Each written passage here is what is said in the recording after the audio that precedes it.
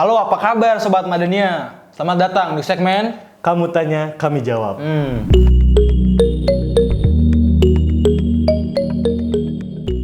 Bersama saya, Brahma Faus Aidin, Ketua OSIS SMA Madania.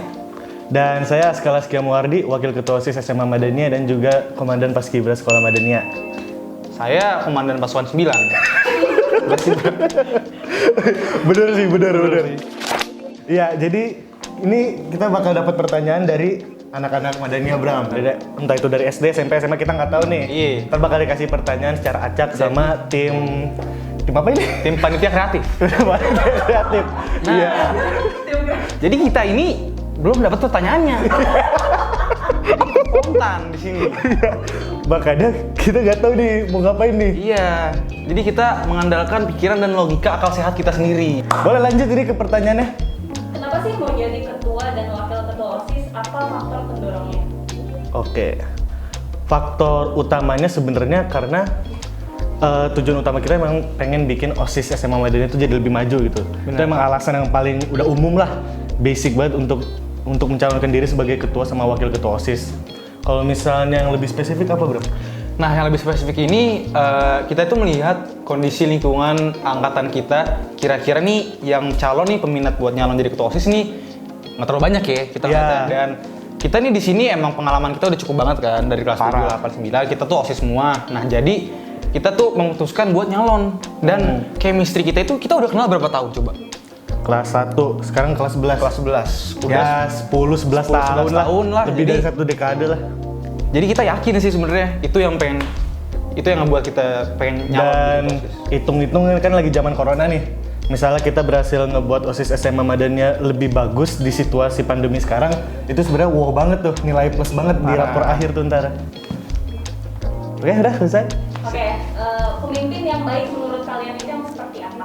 Oke, pemimpin yang baik itu menurut saya pemimpin yang bisa bergaul dengan pengurus-pengurusnya. Jadi kalau saya ngeliatnya nih pemimpin-pemimpin yang kaku tuh sebenarnya susah buat memimpin. Jadi kalau menurut saya sih yang humble, yang gampang bergaul, yang gampang ngobrol gitu. Jadi kesannya santai tapi bisa serius juga. Kalau menurut lu gimana? Kalau gue sih pemimpin yang baik itu seorang leader, bukan seorang bos. Yang dimana jadi seorang leader ini tidak hanya menyuruh, tapi dia juga melakukan bersama pengurus lainnya gitu. Dia juga memberi contoh yang baik, nggak cuma asal nyuruh kan. Soalnya banyak gitu orang-orang sekarang udah dapet jabatan terus disalahgunain. Kerjanya cuma nyuruh-nyuruh doang, dia nggak ngapa-ngapain. Kadang nyuruh-nyuruh doang, nggak refleksi diri dia sendiri. Jadi nggak bawahannya maju. bingung mau ngapain Iya, tuh. jadi itu kita nggak maju-maju kalau begitu.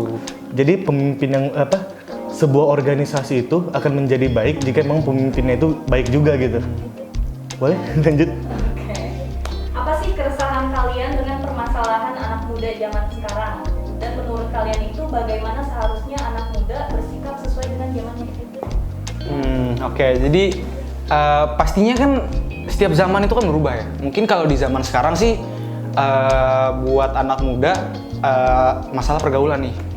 Karena pergaulan itu menurut gue sih penting banget. Jadi kalau misalnya udah salah jalur sekali aja, misalnya ke narkoba lah contohnya, itu udah susah banget gitu. Jadi harus hati-hati sih bergaul dengan temen, jangan mudah terpengaruh gitu. Jadi harus pinter-pinter dari kita juga sebagai anak muda, apalagi kita kelas 11 kan, masih SMA, apalagi saya ketua OSIS kan, harus jadi contoh yang baik gitu kan. Nggak boleh sembarangan lah gitu. Keresahan.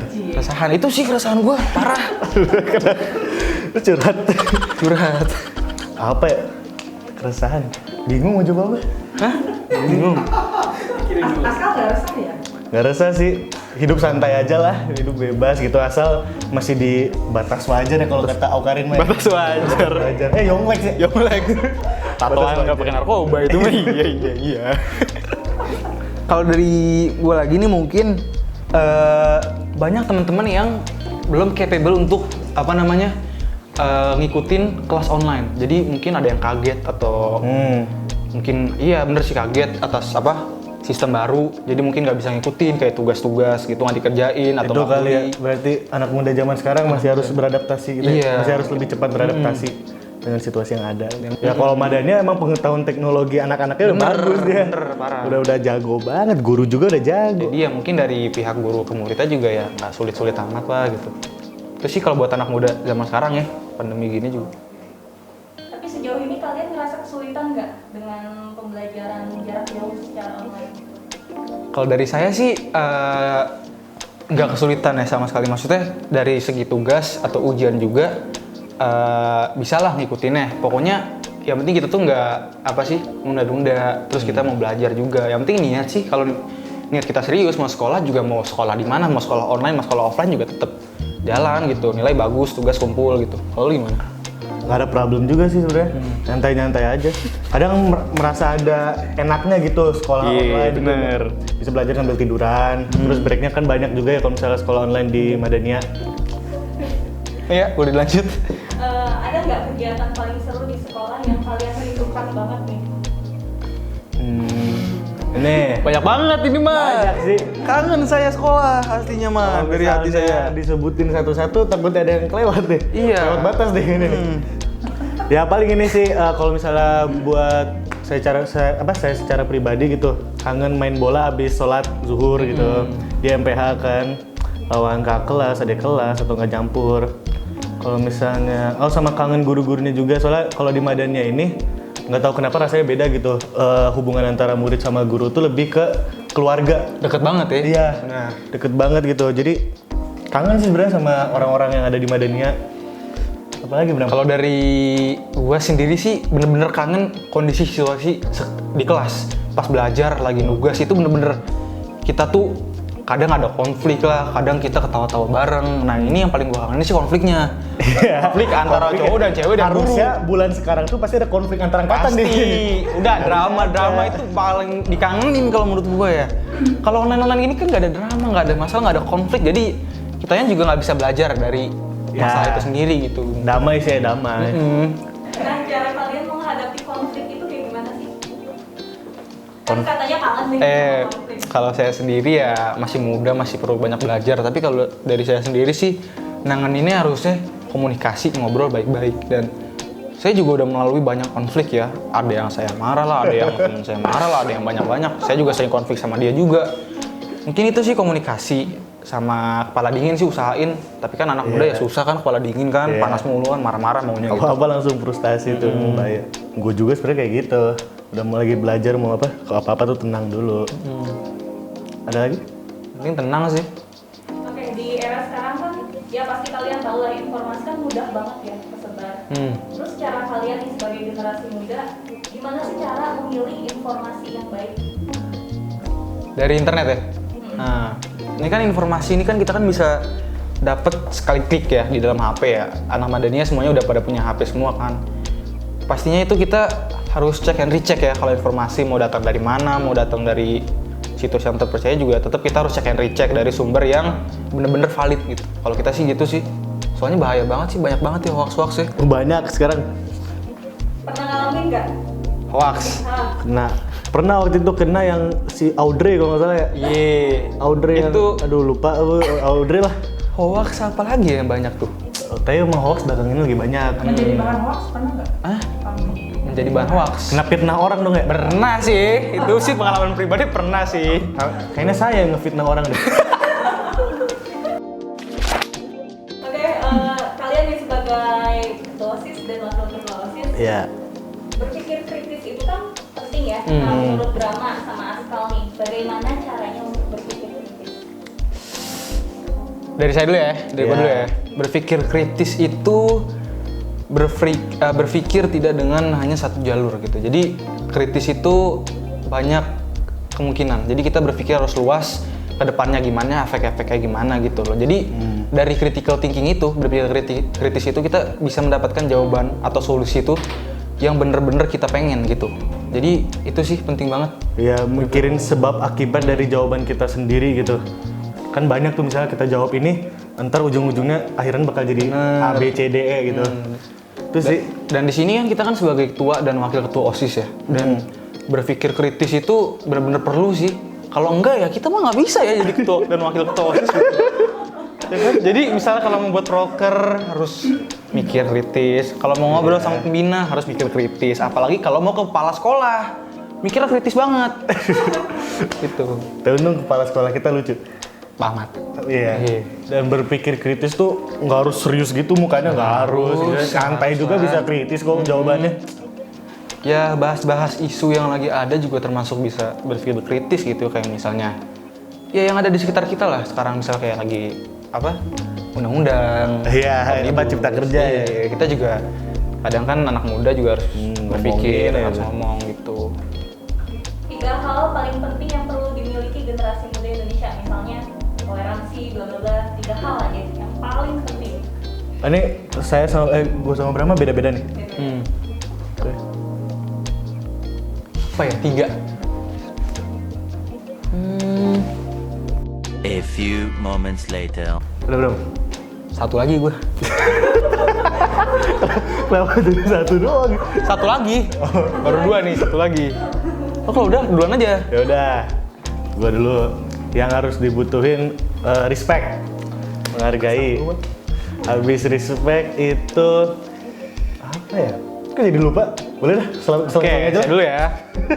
Yang pertama nih kita udah nyambung bener-bener pikirannya ya. Yang pertama respect ya. Kalau saya, kenapa penting? Respect itu Emang disuruh jelasin? Hah? Emang disuruh jelasin? dijelasin nggak? Gak usah. Udah sebutin aja udah respect. Respect itu pokoknya respect antar golongan lah ya. Dan yang kedua, manajemen. Apa tuh manajemen? Manajemen uang, manajemen diri. Oh, iya. Anak muda sekarang kan borosnya minta ampun pak. Iya, Ya kan? Dan termasuk terus yang kita. Yang ketiga itu respect, manajemen sama lupa gua satu lagi. Respect, manajemen sama Ini sih apa ya? Takwa aja deh, takwa. Jangan lupa sama Tuhan. itu dia. Iya, ibadah, Iya. doa. Orang maling aja berdoa kan, biar sukses. Maling sebelum maling itu berdoa loh. Doa itu penting banget, apalagi masa mau kalah sama maling gitu. Iya. Maling mau manjat pagar bismillah. Lanjut. Lanjut ya. Buku dan film terakhir yang kalian baca apa sih? Buku. Kalau buku saya ini The Intelligent Investor Benjamin Graham. Terus kalau film anime. Apa tuh? Lupa tadi. Oh ini apa? Tower of God. Ada baru muncul animenya. Apa ya? Lu apa bro? Kalau buku itu aduh ada namanya sih, baru baca buat reading pasport. Judulnya susah, tentang spiritual gitu. Tapi kalau yang saya ingat itu, Oh, Flat Earth. hah? Enggak, itu dulu lah. Oh, udah lama ya? Kalau yang buku yang saya ingat itu yang udah 2 bulanan itu, Oh, ini apa? Bukunya Soekarno apa? Kalau nggak salah, Soekarno dan gurunya siapa? Cokroaminoto. Cokroaminoto dan 3 muridnya yang. Oh iya. Nah, itu kalau film sih apa ya? Udah susah banget sih nonton film sekarang ya. Udah sibuk banget gitu. Lu masih sempet aja? Nggak tahu, gue udah teper jam 10 gitu. Netflix boro-boro, mahal Netflix. Nggak punya uang. Gue numpang keluarga lain. Kurang ajar ini ya. Keluarga gue punya sebenarnya akun Netflix, cuma gue numpang keluarga lain aja. Parasit namanya itu ya. Iya. Kalau saya film ya? Nggak ada sih, lupa bu. Saya film mah. Siaran berita. Oh ini aja deh, saya film yang terakhir saya ingat ini. Yang tahun-tahun itu apa perang namanya, bu? Oh yang 1917 ya? Dokumenter gitu ya. yang ada Harry Styles. Iya, bukan. 1917 kalau nggak salah. Film perang gitu loh. Yang nggak ada dialog. Hah? Yang nggak ada dialog. Ada dialognya. Film perang. Ntar yang nonton di Brahma salah judul. Komen di bawah. Judul yang bener ya? Judul yang bener. 1917. Pokoknya film perang yang tahun-tahunan gitu deh. Ya lanjut lah. Ini kita lama di sini lah. Makna Sumpah Pemuda bagi Askal dan Brahma. Sumpah Pemuda itu maknanya tuh besar banget ya buat generasi bangsa kita. Karena itu yang menyatukan semua pemuda-pemuda di Indonesia biar jadi Indonesia itu sendiri. Ada slogannya satu bahasa ya, satu apa lagi? Satu bangsa gitu. Jadi itu sih maknanya mungkin harus kita peringatin, harus kita ketahui sejarah-sejarahnya juga. Jadi mungkin buat kita berdua sih itu maknanya sih. Kalau menurut gue pribadi ya Sumpah Pemuda ini kayak titik balik apa ya? Pokoknya jadi momen dimana pemuda itu berani menyuarakan suara mereka gitu. Dan Sumpah Pemuda ini sebenarnya kayak menunjukkan bahwa sebenarnya aspirasi dari pemuda itu nggak kalah hebatnya sama golongan tua. Nah, sejak Sumpah Pemuda ini, kalau misalnya gue lihat dari sejarah Indonesia, para pemuda-pemuda ini udah berani buat gerak gitu buat Indonesia. Sampai sekarang ya, demo-demo juga sekarang yang demo mahasiswa gitu, pemuda kan. Nggak cuma di Jakarta doang. Iya, kalau gue secara pribadi sekarang tuh yang mewakili Indonesia banget nih sebenarnya pemuda. Muda. Iya. Dan yang paling penting itu dari Sumpah Pemuda itu hadirnya toleransi. Bisa kita lihat dari Jakarta, ada namanya Jong Batak kalau Jong Dulu ya, iya. Jong Sumatera, aduh. Sumatera. Nah itu yang nandain kita nih Indonesia tuh beragam, kita tuh kaya sebenarnya. Iya. Kita punya banyak ras. Walaupun berbeda-beda, yang penting visinya tuh satu. Tetap gitu. satu. Tujuannya tuh satu, merdeka. Udah? Oke, terakhir pesan kalian buat anak-anak muda di Indonesia. Pesan. Ya pesan ya kejar cita-cita kalian setinggi mungkin. Terus apa lagi ya? Kalau pesan dari gue ya. pesan dari gue untuk diri gue sendiri. Iya maksudnya pesan buat mereka, buat gue juga gitu. Janganlah wahai anak muda kalian leha-leha. Karena saingan kalian itu pada belajar semua. Saingan kalian udah mau sukses, kalian tuh masih rebahan, itu sebenarnya nggak bagus. Jadi rajin lah mulai dari sekarang gitu. Jangan malas-malasan lah. Rebahan mulu gitu. Itu sih pesan dari gue. Nggak muluk-muluk lah.